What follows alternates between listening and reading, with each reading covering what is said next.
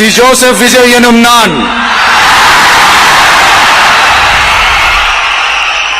தமிழ்நாட்டு அரசின் முதலமைச்சர் என்ற முறையில் எனது கவனத்திற்குள்ளாவதும் தெரிய வருவதுமான எந்த பொருளையும் முதலமைச்சரின் கடமைகளை உரியவாறு நிறைவேற்ற தேவையான அளவுக்கன்றி ஒருவரிடமோ பலரிடமோ நேர்முகமாகவோ மறைமுகமாகவோ அறிவிக்கவோ வெளிப்படுத்தவோ மாட்டேன் என்று ஆண்டவன் மீது ஆணையிட்டு உறுதிமொழிகிறேன்.